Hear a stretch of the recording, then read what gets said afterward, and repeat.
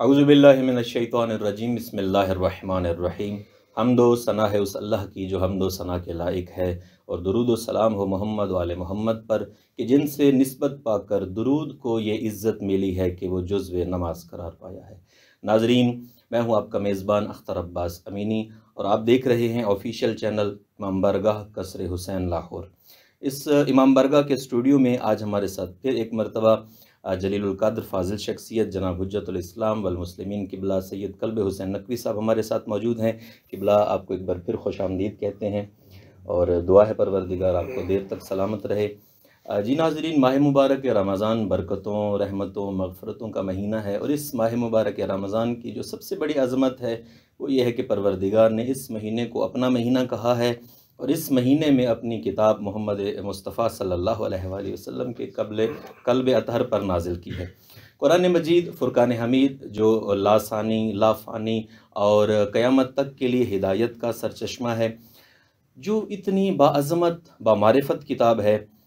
लेकिन हम आज जो दुनिया में देखते हैं कि अगर तारीख़ पढ़ी जाए, मासूमीन के फ़रामीन पढ़े जाएँ, तो वहाँ हमें पता चलता है कि सीरत मासूमीन में इस कुरान मजीद को जितना सहल करार दिया गया है कि ये बहुत आसान है, बहुत जाज़िब है, ये इंसानों को अपनी तरफ खींचती है। और इमाम ज़ैनुल आबिदीन अलैहिस्सलातु वस्सलाम के बारे में भी फ़रमान मौजूद है कि मौला फ़रमाते हैं, अगर पूरी कायनात खाली कर दी जाए और मेरे पास फ़कत कुरान हो, तो मुझे दुनिया व मा फ़ीहा का कोई खौफ और डर ना रहेगा। तो आज का नौजवान कुरान को ना आसान समझता है, ना जाज़िब समझता है। वो क्या ऐसी वजूहात हैं? तो आइए हम क़िबला से पूछते हैं। क़िबला, आज का नौजवान जैसे कि दुनिया की रंगीनियों में वैसे भी गर्क है, और दुनिया ने दोनों हाथों को फैला के नौजवान को अपनी तरफ राग़िब करने की तमाम कोशिशें की हुई हैं। वहाँ हमारे पास हिदायत का जो सरचश्मा है कुरान मजीद, मासूमीन के फ़रामीन में देखा जाए तो हमें पता चलता है कि कुरान मजीद आसान भी है, जाज़िब भी है। लेकिन आज के नौजवान को ना ये कुरान आसान लगता है और ना ही जाज़िब लगता है। तो इस हवाले से आप क्या कहेंगे? बिस्मिल्लाहिर्रहमानिर्रहीम। अल्लाहुम्मा अंतिक़नी बिल हुदा व अलहम्दुत तक़वा बिहक़्क़ि ज़हरा व अबीहा व बालिहा व बनीहा व सिर्रिल मुस्तौदफ़ीहा। मैं फिर आप सब जिन बिरादरान ने मुझे ये मौका फ़राहम किया है कि माह मुबारक रमज़ान में जो जिस माह मुबारक रमज़ान का जो जब उसको फ़जीलत बयान की गई है, तो कुरान मजीद ने ये नहीं कहा कि माह मुबारक रमज़ान अफ़ज़लुश शुहूर है इसलिए कि इसमें रोज़े हैं, बल्कि कहा माह मुबारक की अज़मत ये है, माह मुबारक का रुतबा आली इसलिए है कि उन्ज़िला फ़ीहिल क़ुरआन, शाहर रमज़ान अल्लज़ी उन्ज़िला फ़ीहिल क़ुरआन। अगर इसकी अज़मत देखनी है तो ये महीना वो महीना है जिसमें क़ुरआन जैसी बाअज़मत किताब नाज़िल हुई है, जो ज़र्फ़ और सदफ़ बना है कुरान मजीद जैसे बेबहा गौहर का। तो मैं फिर शुक्रिया अदा करता हूँ आप बरादरान का, जिन्होंने मुझे इस हवाले से चंद गुज़ारिशात मोमिनीन की खिदमत में और सामीन नाज़रीन की खिदमत में पेश करने का मौका फ़राहम किया है। सवाल जिस तरह मैं समझूँ, एक दफ़ा दोहरा दूँ, तो ये है कि ख़ुद कुरान मजीद ने पिछले प्रोग्राम में भी ये अर्ज़ किया था कि किताब फ़ितरत है, और फ़ितरत का तो जो तकाज़ा होता है उसको हर इंसान चाहता है, उसकी तरफ खिंचता है इंसान। मुझे जैसे समझ आया है बिरादर मौलाना, आप ये फरमाना चाहते हैं कि हम देख रहे हैं कि वही किताब फ़ितरत, वही इतना जाज़्बा रखने वाली किताब के सदर इस्लाम के मुसलमान उनके पाँव पर वरम आते थे खड़े खड़े, और फिर भी उनके बदन जवाब दे जाते थे, लेकिन कुरान मजीद का जो जाज़्बा है, कुरान मजीद की जो कशिश है, कुरान मजीद की जो लज्जत है, वो कम नहीं होती थी। वो जाज़्बा किधर गया? आज के दौर में हम جب یونیورسٹی میں جاتے ہیں، جب یونیورسٹیز کے اپنے بچوں اور بچیوں کو، خصوصاً مسلمان مومن بچے اور متدین گھروں کے بچے، ان کو تو قرآن مجید کا قریب آتے نہیں ہیں. جب بندہ ان کو کہیں کسی، وہ جو پہلے عرض کیا تھا نا پچھلے پروگرام میں کہ فتوے کے ڈر سے بعض اوقات ہماری محفل میں آ جاتی ہے ہماری، تو بٹھا دیا جائے تو ان کو اونگیں شروع ہو جاتی ہیں. ابھی اٹھ کے آئے ہو نیند سے تو قرآن مجید، اور بعض نے یہ مطلب ہنسی نہیں ہے، بعض نے واقعاً کہا کہ جب مجھے نیند نہ آ رہی ہو میں قرآن مجید اٹھاتا ہوں، فوراً نیند آ جاتی ہے. تو وہ اتنا جاذبہ رکھنے والی، جس کے بارے میں آپ فرما رہے ہیں کہ سید ساجدین علیہ الصلوۃ والسلام نے فرمایا کہ مستوحش، تو اگر قرآن مجید ہو میرے پاس اور کائنات ختم ہو جائے تو مجھے وحشت نہیں ہوگی، چونکہ اس جیسا انیس میرے پاس ہے. یہ باتیں کرنے والا معشوق، میرے فارسی میں معشوق کو کہتے ہیں قرار دل. وہ جب قرار دل کسی کو مل جائے تو دنیا جدھر کی جدھر ہو،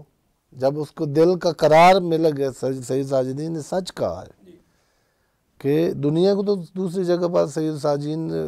یہ جو منگل والے دن کی دعا ہے نا صحیفہ کی جو مفاتی میں ذکر ہوئی ہے کہ اللہم اصلح لی آخرتی فإنہا دار مقری وإلیہا من اصل آخرتی فإنہا دار مقری وإلیہا من مجاورت اللیام مفری. یہ لئیموں کی جو دوستیاں ہیں ان سے میں تنگ آ گیا ہوں. دنیا والے لئیم ہیں، وہ آخرت والا گھر میرے لیے دوست کر جہاں میرا قرین اور میرا انیس کوئی لئیم نہ ہو بلکہ قرآن جیسا انیس اور وہ معشوق ہو جس کا جوئیں جس کی طرف بڑھتے جائیں وہ جو ہے عشق بڑھتا جاتا ہے، کم نہیں ہوتا. تو کیا ہے اس کے لیے میں جو مختصر وقت میں عرض کر سکتا ہوں، وہ فطرت جس میں جاذبہ قرآن مجید ہے. اب بہت ساری اور مثالیں ہیں کہ بعض اوقات یعنی جہاں سے شروع کرتے ہیں، مثلا آپ جنوبی پنجاب کے ہیں اور وہاں کا جو پھل ہے بڑے ہی بچپن سے مطلب اس کا نام آئے تو منہ میں پانی بھر آتا ہے، لیکن خدا نخواستہ 2 مہینے اکٹھا لاہور کے جو تحفے ہیں ڈینگی یا وہ انسان کو بخار ہو جس میں معدہ وہ زہریلا ہو جاتا ہے، تو اب وہی پھل آپ کے لیے آپ کی والدہ یا بھائی یا گھر والے لائے ہیں ہاسپٹل میں کہ بڑا مولانا اختر عباس صاحب کو پسند تھا، تو وہی پھل دیکھ کے وہ اتنا خراب ہو گیا نا وہ جو معدہ ہے جس نے اس کو جذب کرنا تھا کہ اب یعنی وہ مریض حتیٰ اس کو اگر زور دے کے جبر کر کے کھلانا چاہے تو وہ کیا کر دیتا ہے. جیسے عام حالات میں کوئی بدبودار چیز یا متعفن چیز یا زہریلی چیز معدے میں جائے تو وہ آگے سے دفاع کرتا ہے، بتاتا ہے کہ یہ باطل ہے اور میں حق ہوں، اس باطل کو میں ادھر کراس کر کے اپنے جو ہے سلطنت میں داخل نہیں ہونے دے گا. یہی جو حق معدہ تھا، جو حق پرست تھا، جو حق کو اپنے پاس آنے دیتا تھا، باطل کو کہہ کر کے ادھر پٹخ دیتا تھا، اب یہی معدہ اس کو کوئی بیماری لگی ہے، اس کو کوئی آفت درپیش آئی ہے، اس کے پاس کوئی اس کے ساتھ کوئی عارضہ پیش آیا ہے، اب وہی اس محبوب کو پیچھے پھینکتا ہے. اور آپ نے دیکھا ہوگا جب خراب معدہ ہوتا ہے بچے اور عورتیں مٹی کھانا شروع کر دیتے ہیں. مٹی انسان کی کوئی دلچسپی والی چیز نہیں ہے، مطلب آپ شاید سن کے حیران ہو رہے ہیں کہ مٹی بھی کھانے والی چیز ہے، لیکن آپ نے دیکھا ہوگا کہ کچھ بڑے شوق سے کھاتے ہیں. اس کا مطلب ہے کہ وہ جاذبہ اور وہ حق پذیر، گوارش پذیر، وہ جو آپ کا موجود تھا مرکز، اس کو کوئی خرابی درپیش آ گئی ہے۔ جیسے پچھلے پروگرام میں عرض کیا تھا کہ قرآن مجید کا مخاطب ایک عقل انسان ہے اور ایک قلب انسان ہے۔ عقل درک کرتا ہے اس کی صداقت کو، دل اس کی جو ویلیوز ہیں، اس کی جو تعلیمات ہیں، دل کو بھاتی ہیں۔ عقل بھی اس کو قبول کرتا ہے جو عقل مشترک ہے تمام انسانوں کے اندر، اور دل بھی اس کی طرف بڑھتا ہے۔ دل میں محبت پیدا ہوتی ہے اس کی جو نورانی اور جاذبے والی تعلیمات ہیں، اس کے اخلاقیات ہیں، اس کے عقائد ہیں، اس کی آئیڈیالوجی ہے، اس کی نفسیات ہے، اس کی جو ہے ہسٹری۔ وہ تو اگر ہمیں کہیں نظر آتا ہے کہ وہ جو اتنا جاذبہ رکھنے والا تھا، اور ہم نے دیکھا ہے تاریخ میں اتنا جاذبہ تھا اس کے بارے میں کہ وہ آپ کے علاقے کے جو ہیں ایک تھے ذاکر خادم حسین آصفی، وہ انہوں نے نا اپنے زبان میں نا کہ یعنی قرآن و اہل بیت جدا نہیں ہے، تو ان کا ایک بڑا مشہور قصیدہ تھا، شبیر کائنات تے احسان کر گیا، دنیا معرفت کو عجب دان کر گیا۔ تو اس نے نا قرآن مجید نیزے پر پڑھنے کو مطلب مختلف تعبیروں سے مختلف لوگوں نے جو تذکرہ ہے تاریخ میں بیان کیا، تو اس نے کہا تھا، اس کا ایک مصرع تھا کہ قرآن جیندے کیتے ہے کافی او سن گھنے، ملسی نو کو غلطی دی معافی او سن گھنے، اعلان نو کے نیزے تے قرآن کر گیا۔ یہ مدینہ سے لے کر کربلا تک حسین قرآن کو پڑھتے آئے ہیں، لیکن کربلا کے بعد پھر شام تک گویا قرآن حسین کی تلاوت کرتا رہا ہے۔ یہ وہ جاذبیت تھی جو مولا حسین کے قلب میں قرآن کے لیے تھی، اور جہاں مولا نے قرآن کے لیے اتنی جاذبیت دکھائی، جو ناطق کے قرآن ہے، ظاہر ہے ان جیسی معرفت تو ہمارے پاس نہیں ہو سکتی تھی، تو قرآن نے پلٹ کے ان کے لیے کیا جاذبیت دکھائی ہے۔ سبحان حسین جیسا ضمیر، حسین جیسا پاک دل، حسین جیسا پاک عقل وہ ہو تو پھر یہ کٹا ہوا سر بھی اس کے لیے بھی قرآن مجید میں جاذبہ رہتا ہے۔ ہماری جوان نسل کو کیا آفت درپیش آئی ہے، کیا مصیبت ہے، وہ کون سی بیماری ہے جس نے اس معدے کا ذائقہ اتنا تبدیل کر خراب کر دیا ہے کہ اب وہ جو بشر کی پسندیدہ خوشبو ہے اسے، اور بشر کا پسندیدہ دل اور عقل کا پسندیدہ ذائقہ ہے، اس سے یہ ہمارے جوانوں کا اور جوان نسل کا حتیٰ بڑوں کا، میں اگر یعنی محسوس نہ کر، میں سب سے پہلے اپنی پروفیسر، ڈاکٹر، انجینئر، اساتید بڑے بڑے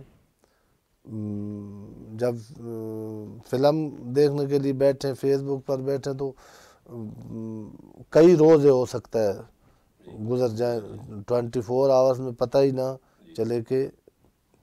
اور قرآن مجید سامنے آتا ہے یا نماز کے لیے، تو جیسے سید الساجدین نے دعائے حمزہ سمالی میں کہا کہ مجھے کیا ہوا ہے،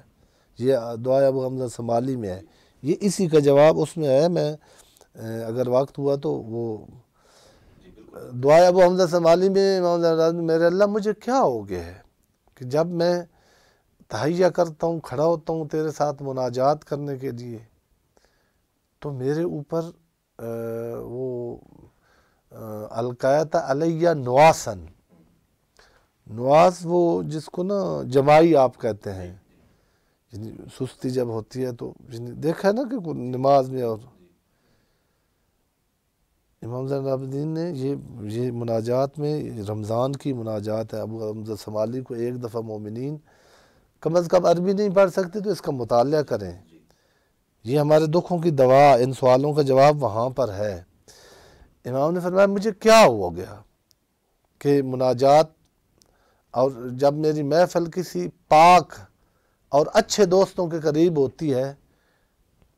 تو کوئی ایسی بلا پیش آتی ہے کہ زالت قدمی، وہ اچھے لوگ مجھ سے دور ہو جاتے ہیں اور میں پھر انہی گھٹیا لوگوں کی محفل میں انہی ہاتھوں میں چلا جاتا ہوں جو مجھے میری پشت میں خنجر گھونپنے والے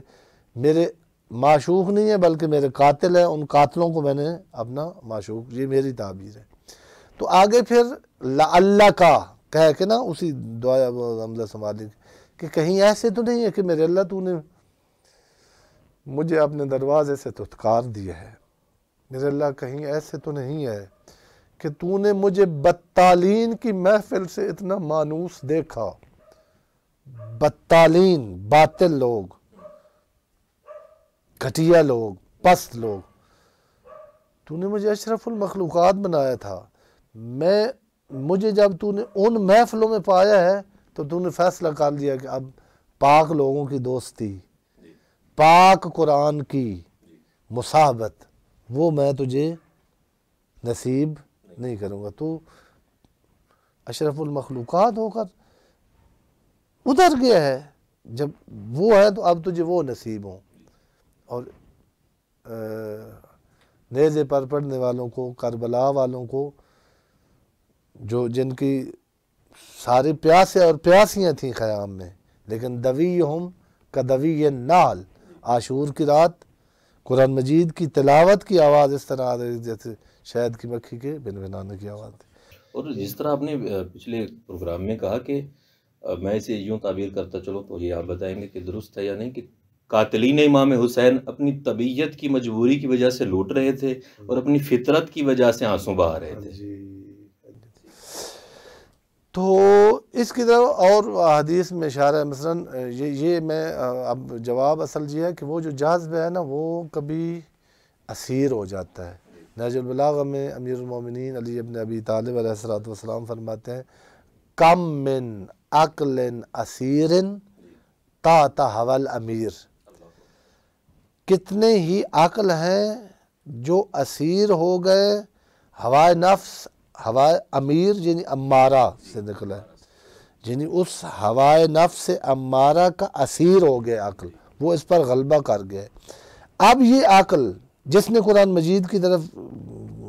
تعلیمات کی طرف بڑھنا تھا وہ اب قبضے میں ہے ہوائے نفس کے۔ آپ نے دیکھا ہے نا کبھی اغوا کر کے بندے کو تو جا کے اپنی بولی چینل پہ بلاتے ہیں، یہ جو اغوا کار ہیں یہ بندہ چاہتا تو نہیں ہے کہ میرے ماں باپ کروڑ روپے دے کے جائیں، اب وہ کہتے دیو جدھر سے لے آنا ہے، یہ اب کس کی زبان بول رہا ہے؟ اغوا کاروں کی۔ یہ ہمارے جوانوں کا عقل کس کی زبان؟ ہوائے نفس کی زبان بول رہا ہے۔ ہوائے نفس کی زبان تو قرآن مجید کی طرف جاذبہ نہیں رکھتی۔ یا دوسری جگہ پر انبیاء کے آنے کا مقصد جہاں جناب امیر نے نہج البلاغہ میں بیان کیا ہے، کہا کہ انبیاء آئے ہیں لیسیروا بہ دفائن العقول، اسارہ ہوتا ہے یعنی جو کہیں دفن ہوا پڑی ہو نا کوئی چیز اس کو نکالنا۔ انبیاء آئے ہیں جو لوگوں کے شہوت، حرص، خواہشات کی وجہ سے جو عقل ان خواہشات کی قبروں میں دفن ہوئے عقل ہیں، ان کو انبیاء جھنجھوڑ کر باہر نکالنے کے لیے آئے۔ جن کے عقل نکلے ہیں شہوت کی قبر سے باہر وہ انبیاء کا ساتھ دیتے گئے ہیں، اور جن کا معدہ خراب تھا، جو ہوائے نفس کے اسیر تھے، ان کی تلواریں انبیاء کے خلاف ہر دور میں نکلتی رہیں، اور ائمہ تارین اور ہادیان برحق عاشورہ کو امام خطبہ دے رہے ہیں کہ میری بات تم پر کیوں اثر نہیں کر رہی؟ کیونکہ تمہارے پیٹ حرام سے پر ہیں۔ تو میں ایک بڑی اچھی اس کا نا جواب جو ہے پوری نظم ہے، ثنائی ہے، ایک بہت بڑے ادیب ایران کے، پوری نظم ہے، بڑا ایک اس کا شعر جو ہے، اور وہ ایسے شاعر ہیں کہ ہمارے جو مسلم مجتہد بلکہ مفاخر ہیں اس وقت تشیع کے اور عالم اسلام کے، وہ ثنائی کا نام بڑے ادب سے لیتے ہیں، ایسے جیسے شاگرد ایسے شعراء ہیں ہماری تاریخ میں، بہت دقیق لکھتا ہے ثنائی، اس نے نا بڑی ایک بہترین نا مثال کے ذریعے نا اسی مقصد کو، جو آپ کا سوال ہے، اب میں اگر خلاصہ کر دوں تو یعنی پہلی مثال دیا ہے کہ بعض اوقات وہ جاذبہ مریض ہو جاتا ہے، وہ مریض، اور جناب امیر کی ان دو تعبیروں کے مطابق کم من عقلن اسیر تحت حوال امیر، یہ اس تعبیر کے مطابق وہ عقل اسیر ہو جاتا ہے، اغواکار ہو، وہ ہوس،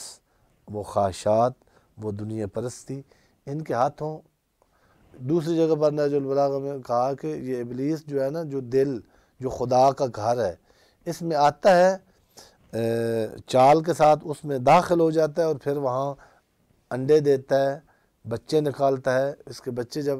آج وادی عملی فرماتے ہیں کہ یہ دن جن کا ذہن نہیں ہے نا کنٹرول میں، بہت سارے جوان آگ کہتے ہیں کہ ہمیں برے خیالات آتے ہیں، ایسے گندے گندے خیال، تلاوت اور نماز پڑھتے ہوئے حتیٰ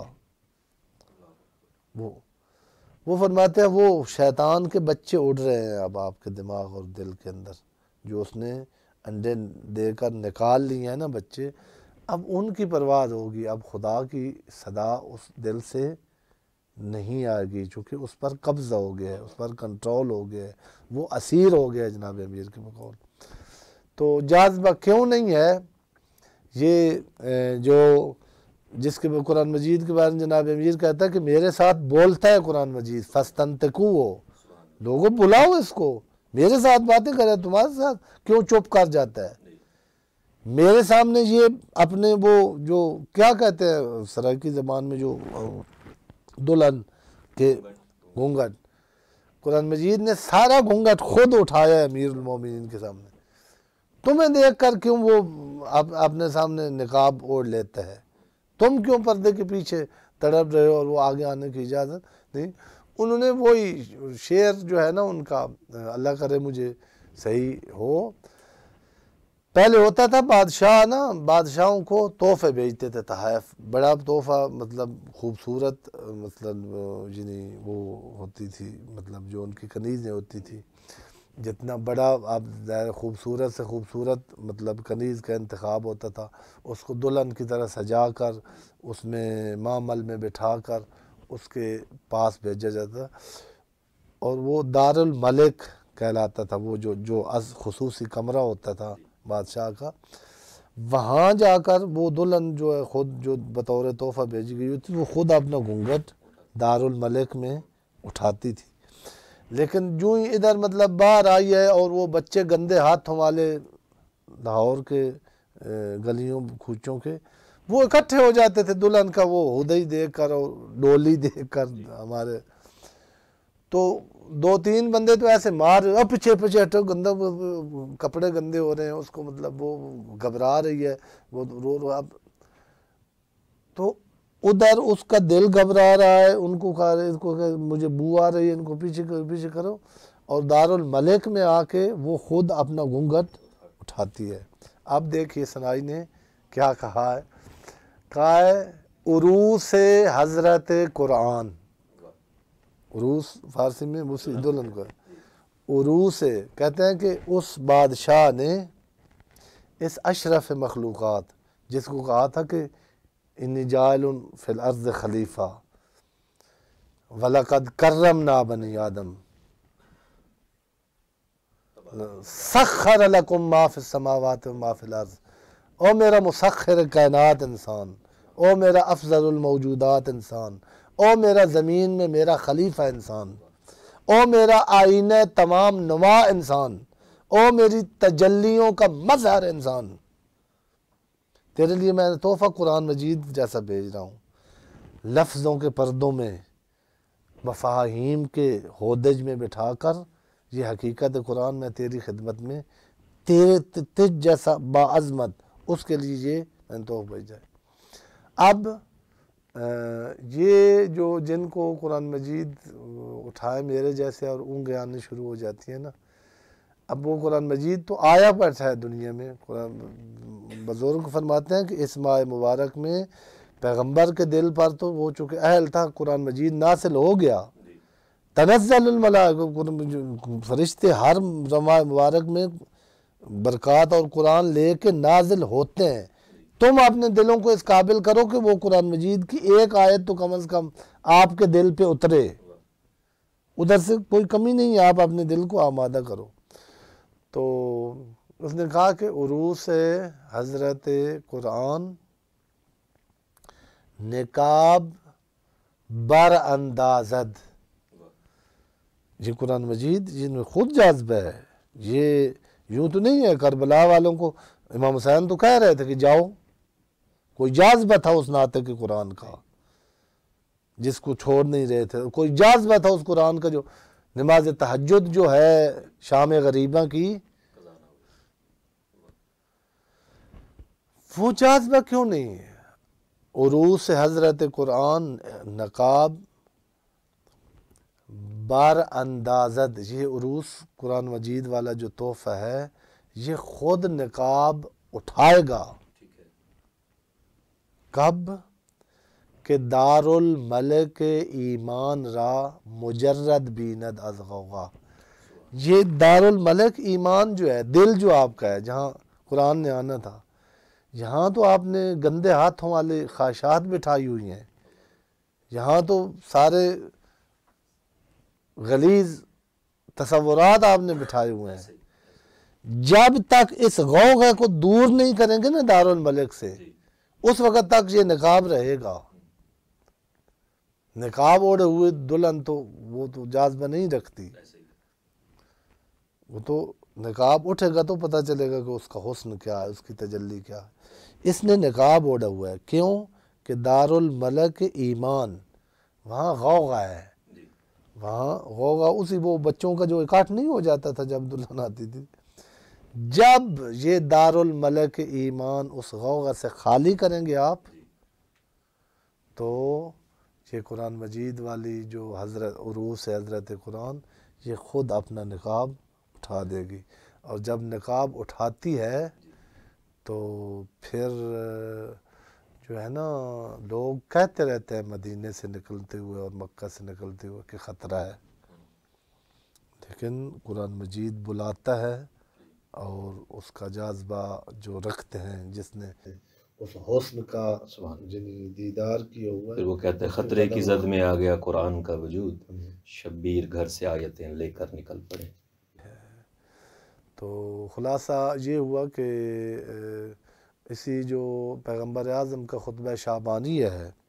جو آخر شعبان میں ماہ مبارک رمضان کے، اس میں بھی کہا کہ ان انفاسکم مرہونۃ باعمالکم، تمہارے یہ نفس جو ہے نا یہ مرہون ہے۔ یہ ایک پھر بڑی دوسری تعبیر اس سوال کے جواب بہت اچھی ہے۔ ادھر اسیر کی تعبیر تھی نا، یا گرفتار کی یا بیماری کی، رین ہوتا ہے گروی ہاں جو اردو میں جو لفظ ہے، میں نے مثلا آپ سے کوئی چیز لینی ہے، مثلا آپ کی گاڑی میرے پاس نہیں ہے، میں نے گاڑی لے جانی ہے، آپ کو مطلب نہیں ہے اتنا اعتماد، تو آپ کہتے ہیں کہ اپنا لیپ ٹاپ ادھر رکھ دو یا اپنا گھوڑا ادھر باندھ دو۔ یہ اب گھوڑا اور لیپ ٹاپ کیا ہے؟ گروی، مرہون ہے۔ یہ بڑی فعال چیز ہے، اس گھوڑے کی بڑی ایکٹیویٹیز ہوتی ہیں دن کو، لیپ ٹاپ پتہ نہیں کتنے بندوں کا کام کرتا ہے اکیڈمیوں میں۔ اب یہ کچھ بھی نہیں کر رہا، یہ اگر کوئی ٹائپ کر رہا ہے تو جو وہ چاہتا ہے، گھوڑا اگر ناچ رہا ہے تو اس کے اشاروں پر، کیوں؟ وہ سورہ مدثر میں ہے کہ کل نفس بما کسبت رہینہ، رہینہ کا معنی یہ ہے کہ آپ نے لی لذت، نامحرم کو آپ نے دیکھا، الجاذ باللہ، وہ چند منٹوں کی لذت تو آپ نے لی آنکھوں کی، بدلے میں کچھ دینا پڑے گا۔ اب وہ جو دل ہے نا وہ اس لذت کے مرہون ہو گیا ہے۔ حضرت آدم سے ایسا ہی دانا لیا، لباس بھی گیا۔ یہ وہ جو لذات ہے نا، لذات نفسانی، وہ یہ ضمیر اور عقل اور دل اس کو لے لیتی ہیں، یہ ان کے پاس چلا جاتا ہے، لذت مجھے مل جاتی ہے، یہ ان کے مرہون ہو۔ اب یہ پینڈنگ ہے، وہ دل جو ذہن میں اور گروی رکھا پڑا ہے شہوت کے پاس، اس کو قرآن مجید پڑھنے کی لذت آئے نہیں۔ وہ عقل جو گروی چلا گیا ہے اس نامحرم والی نظر میں کیا کہ ففکوہا باستغفار، آج کا آخری جملہ کہ اب اس کو کیسے چھڑانا ہے، تو استغفار۔ استغفار کیا ہے؟ جناب امیر نے کہا کہ صرف لقلقہ زبان نہ ہو، بلکہ 6 اس کے مراحل ہیں۔ وہ جو لذات لی ہیں نا، اب اتنی اذیت دو اپنے آپ کو۔ سبحان اللہ قبلہ۔ انشاءاللہ دعا و مناجات و استغفار کے لیے پھر ہم آپ سے وقت لیں گے، دامن وقت میں گنجائش نہیں ہے۔ ناظرین قبلہ بہت ہی خوبصورت گفتگو کر رہے تھے۔ یہ دل، یہ نفس، یہ جان تب جاذب قرآن ہوگا۔ آج کی سوشل میڈیا جیسے Facebook, WhatsApp, Instagram, Snapchat, جتنی بھی سوشل میڈیا کے حوالے سے نوجوان آج ایکٹیو ہیں، تو اپنے دل و دماغ کو یا اپنے نفس کو جو انہوں نے گروی رکھا ہوا ہے وہ قرآن کی جاذبیت ہے۔ قرآن کی جاذبیت کو گروی رکھ کے انہوں نے وہ لذتیں اٹھائی ہوئی ہیں۔ تو جب تک اپنے دلوں کو آزاد نہیں کرائیں گے، جیسے قبلہ نے کہا ہے کہ اگر آزاد کرانا ہے، میرا ایک، پھر میں کہتا چلوں کہ قبلہ کے درس میں نے سنا تھا اور سوال بھی میں نے کیا تھا کہ قبلہ ایک نوجوان ہے جس میں صلاحیتیں ہیں، وہ کچھ کرنا چاہتا ہے لیکن کر نہیں پا رہا ہوتا، تو قبلہ نے پھر سورہ یاسین کی تلاوت کی تھی کہ بین ایدیہم صد و بین خلفہم صد وفی اعناقہم اغلال۔ اس کے آگے بھی وہ شہوت و لذت کی دیواریں ہیں، پیچھے بھی دیواریں ہیں، اور اس کی گردن میں وہ طوق ہے۔ یہ گرے گا تب، اگر اس کو آپ نے گرانا ہے تو کیسے گرے گا؟ کہا یہ دیواریں، فرمایا قبلہ نے کہ یہ دیواریں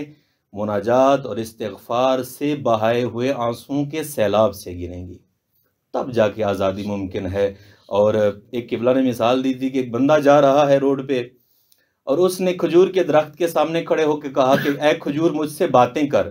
اے کھجور کے درخت تو موسیٰ سے کلام کر سکتا ہے، مجھ سے کیوں نہیں کلام کر سکتا؟ تو اس بندے کو بتانا چاہیے کہ یہ کھجور کا درخت آج بھی گفتگو کر رہا ہے، لیکن تمہارے پاس وہ موسیٰ والے کان نہیں ہیں۔ تو جاذبیت تب آ سکتی ہے، یہ قرآن آسان تب ہو سکتا ہے جب آپ اپنے نفوس کو